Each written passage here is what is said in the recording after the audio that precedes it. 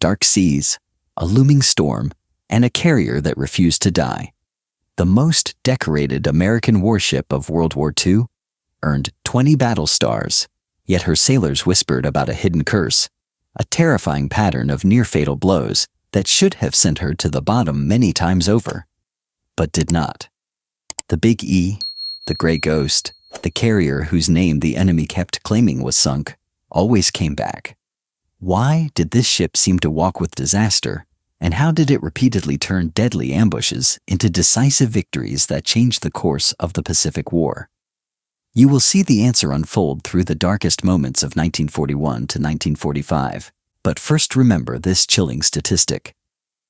On the morning of the attack on Pearl Harbor, her air group lost 7 SPD Dauntless dive bombers and 8 airmen while trying to reach Ford Island, a blood price paid before the United States had even fully entered the war, and a sign of the danger this ship and her crews would face again and again.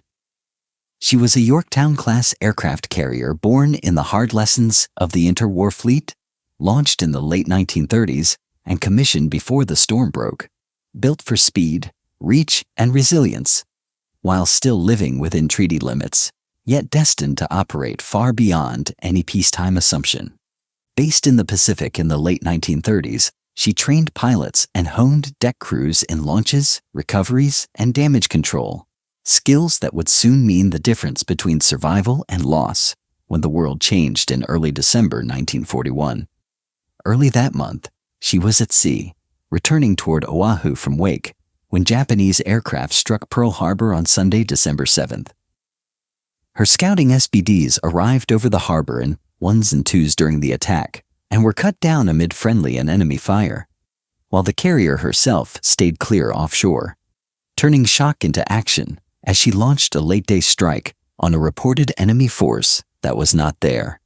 In that first week of war, her flyers recorded the first full-sized enemy warship known sunk by an American ship after the declaration of war, when they found and destroyed the Japanese submarine 170 on December 10th, a small but symbolic kill that signaled the offensive instincts of the Big E and her air group.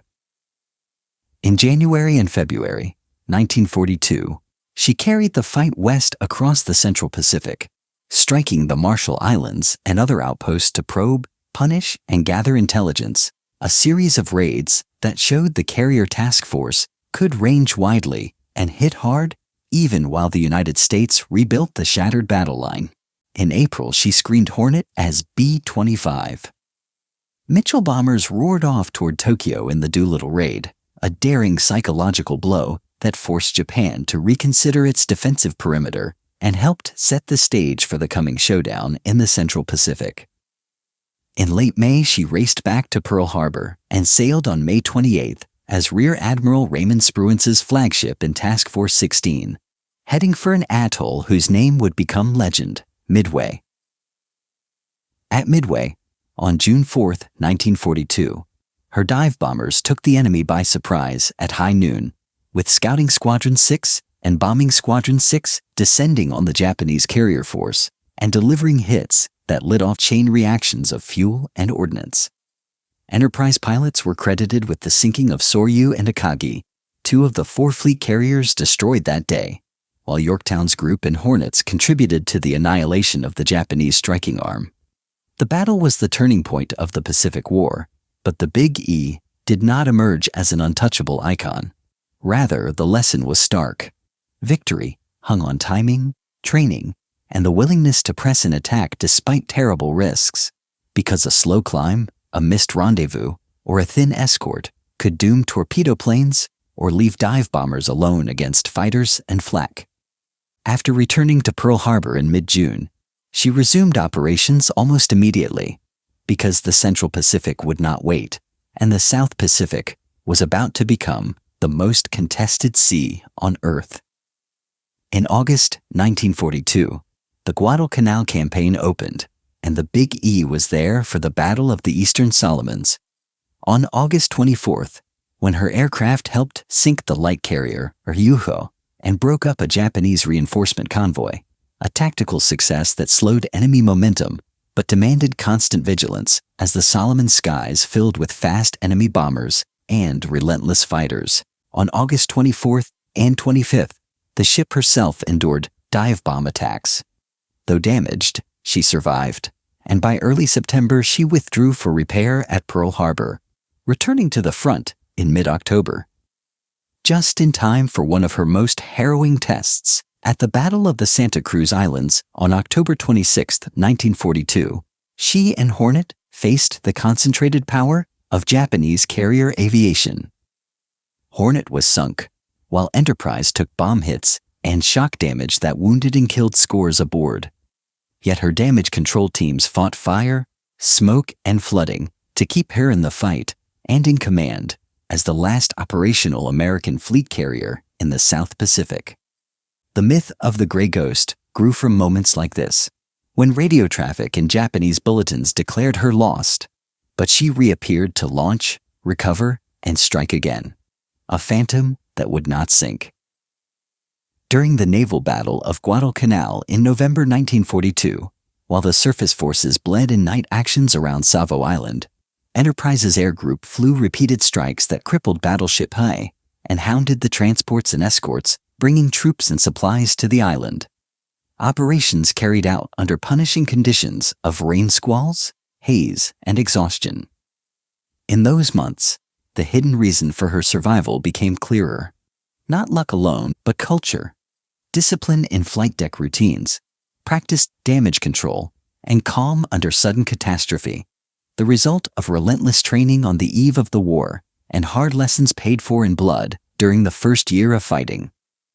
Late in 1942 and through 1943, as more carriers joined the fleet, Enterprise alternated between repair, refit, and hard duty, supporting operations across the Solomons and the push into the Central Pacific, always returning forward as soon as yard workers could patch her wounds and improve her systems. By early 1944, she helped cover the bold, leapfrogging strategy that targeted the Marshalls and then the Marianas, striking Roy Namur, Eniwetok, and later Saipan and Guam, where her squadrons flew against shore batteries, airfields, and fleets, moving to contest the American advance.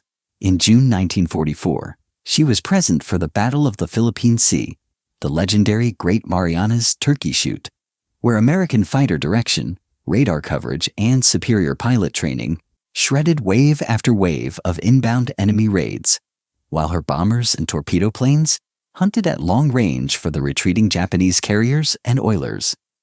Yet even then, every statistic masked a deadly hazard. Pilots who missed a deck signal at dusk, or lost a gyro in a turn on instruments, or ran low on fuel in a squall line, faced a terrifying choice between ditching and the slim hope of finding a carrier in black water, problems that would shape the next evolution of the Big E's combat role. Late in 1944, Enterprise took on a new mission that carried both promise and peril: night operations. As one of the fleet's first dedicated night carriers, she embarked Night Air Group 90 with specially trained squadrons capable of intercepts, strikes, and combat air patrol after sunset, using radar sets on aircraft, instrument procedures, and carefully shielded deck markings to bring pilots home in near darkness.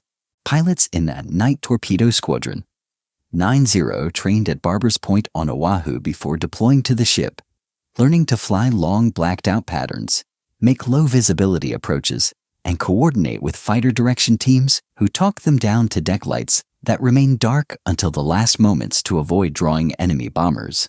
One crewman later described the landing pattern as sheer terror, because only at the final seconds would the deck appear out of the night, a vivid reminder that innovation always came with danger. Yet this capability proved crucial in defending the fast carrier task forces as the enemy shifted to dusk and night harassment. In early 1945, with Night Air Group 90 aboard, Enterprise struck airfields on Luzon and then joined enormous raids across the South China Sea against shipping and bases from Indochina to the Chinese coast, before turning north to hammer Formosa and finally the Japanese home islands in February, dwarfing the earlier Doolittle raid in scale and persistence.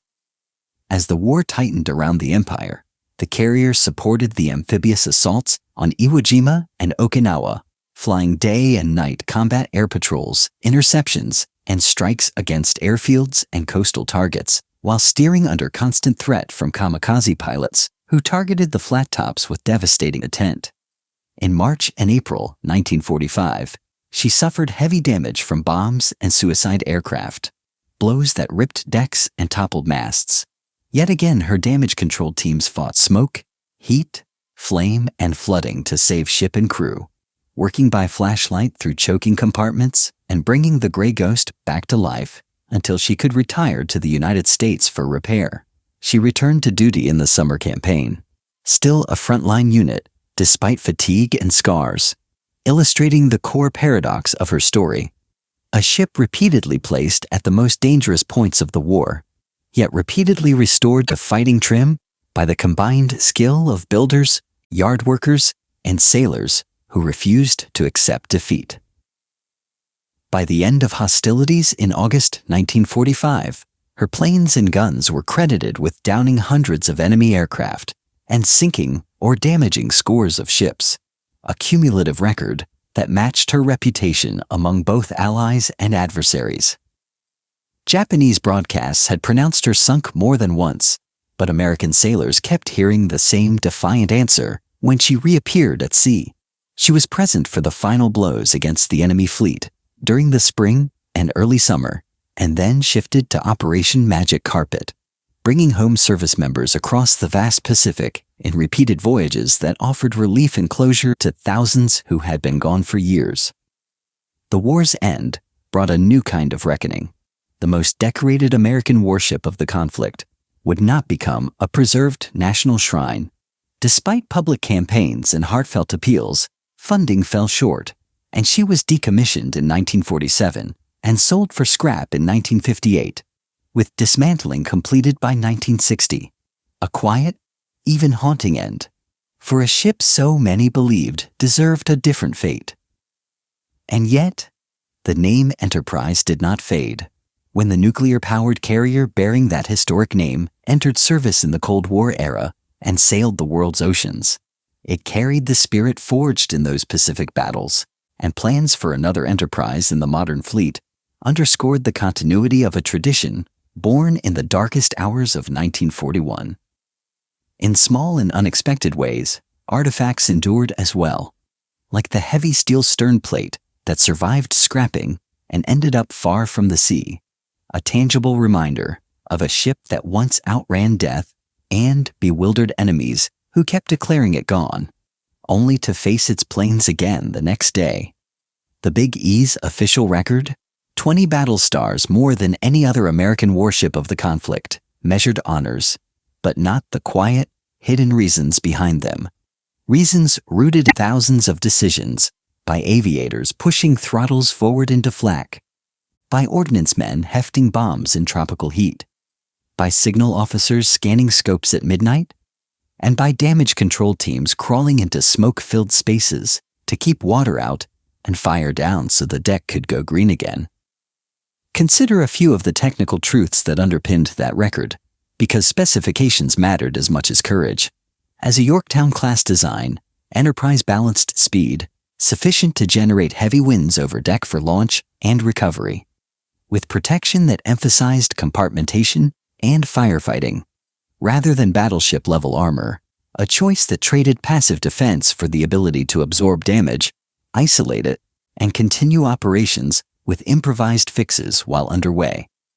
Her air group mixed fighters, dive bombers, and torpedo aircraft whose roles evolved across the war as enemy tactics changed, and by 1944, radar guidance and fighter direction had turned the carrier into the core of a complex air defense system that could intercept raids far from the task force while coordinating long-range offensive strikes with refueling and navigation over hundreds of miles of open ocean. Night operations added another layer of techniques and tools: airborne radar sets, instrument approaches, blacked-out deck markings, and fighter controllers who could vector interceptors to enemy bombers at night, a capability that gave the task force protection during hours when, earlier in the war, it had been most vulnerable. Through this blend of design and adaptation, the Big E survived multiple bombs and near misses in 1942, recovered from a crippling series of hits in 1942's late campaigns, absorbed damage from kamikaze strikes in 1945, and still returned to combat after repairs. A cycle that seemed almost supernatural to those who heard the enemy announce her loss again and again. The mystery behind her resilience had no single secret, no hidden armor belt, or unreported miracle medal, but rather a web of choices and habits that started in peacetime drills and hardened in war. Redundant pumps that kept suction when compartments flooded, disciplined hose teams and foam parties that watched overhead for flaming aviation fuel, quick patch crews who threw shoring into fractured frames, and air officers who kept the deck clear and turning even with hoses rigged and patches set, so that launch and recovery could resume as soon as humanly possible. At key moments, leaders like Raymond Spruance, task force commanders, and air group officers weighed risk and reward with cold clarity, deciding when to push late sorties and when to hold, when to take station to windward for recoveries, and when to swing the bow into the breeze, even with enemy contacts reported. Choices that balanced danger to the ship with the imperative to strike first and intercept early. Naval combat scenes from her decks were vivid and harrowing. On June 4th at Midway, dive bombers rolled in from cloud breaks, throttles back, canopies rattling, altimeters unwinding, with pilots holding steady through black bursts until the carrier decks filled the sight, then releasing and pulling into a hard turn that pinned them to seats as orange blossoms rose below. Minutes later, down on the ship, crews strained to catch returning aircraft with wire and hook as smoke trailed from pierced wings and bullet-riddled fuselages.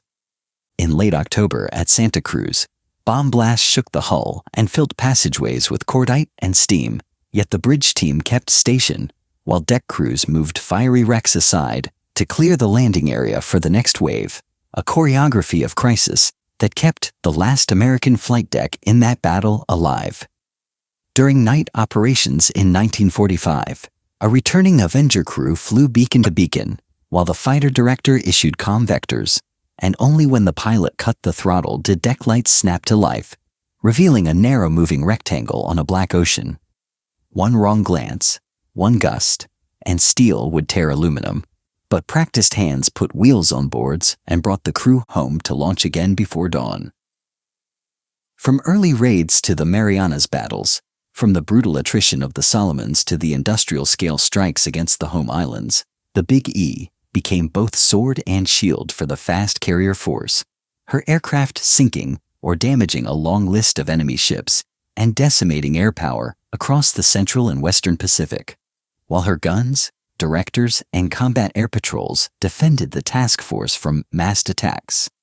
Those results were cumulative and quantifiable, and they were recognized officially in the award of 20 battle stars, a total unmatched by any other American warship of the conflict. A sober accounting that speaks to the sheer number of major actions in which she took part from December 1941 through the final campaigns of 1945. When peace came, she traded bombs for bunks and arresting wires for rope lines as she carried men home across the ocean on Operation Magic Carpet, a change of mission that closed the circle from the fear and fire of the opening days to the quiet relief of return. And then she stood down, decommissioned in 1947, her fighting days over. Her end in scrapping was not the epilogue many hoped for, but memory is not bound to steel. The stern plate that escaped the torch and later found a home, far from the waterfront, serves as a small monument to the ship that kept appearing after the enemy claimed her gone, and to the sailors whose ordinary shift work under extraordinary pressure made the Gray Ghost's legend real. The name Enterprise, carried forward to a nuclear era and beyond, tells the rest, a lineage of ships that embody the lessons learned at Pearl Harbor, Midway, Guadalcanal, the Philippine Sea, and Leyte Gulf. Lessons about readiness, flexibility, and the unglamorous craft of keeping a warship alive under fire. The darkest truth behind her supposed curse is not that she was fated for disaster, but that she was fated for duty in the most dangerous waters of the war. The hidden reason she survived was a living system of skill, training, and leadership that turned near catastrophe into endurance again and again. That is why the Big E was the most decorated American warship of World War II. The one the enemy kept trying to kill, and the one that kept coming back until the job was done.